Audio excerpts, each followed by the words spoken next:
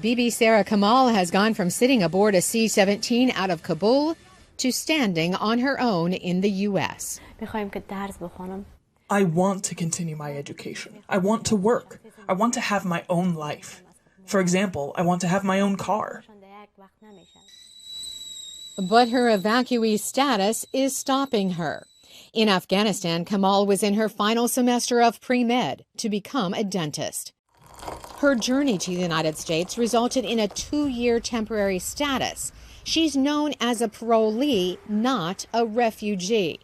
That means she receives no benefits and is not allowed to work or attend school for 2 years.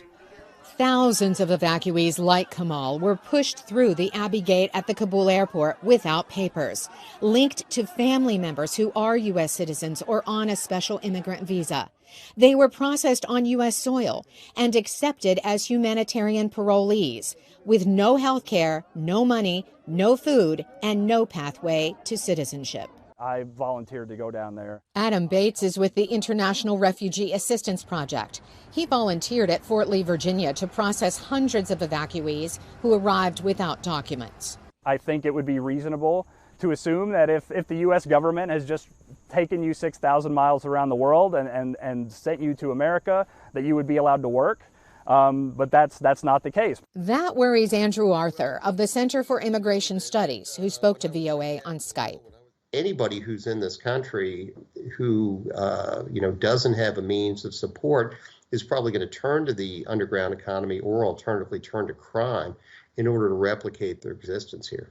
The solution could be federal dollars. The Biden administration is asking Congress for more than $6 billion for the overseas processing, vetting, and resettling of Afghans. An NPR survey shows a majority of Americans support admitting Afghans into the U.S. But of those opposing resettlement, 2 out of 3 said the U.S. cannot afford to support more refugees. Republican legislators like Senator Ron Johnson say the emphasis should be on background checks. They might be on terror watch list or something. That's going to be a real problem for us because we've already granted them legal rights here in this country.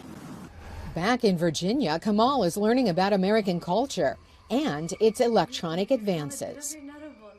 Turning the faucet on is like the electric system of a car that adjusts itself with a touch. Meantime, the 23-year-old is adjusting to her new life, while others decide when or if she will ever be called Dr. Kamal. Carolyn Persutti, VOA News, Richmond, Virginia.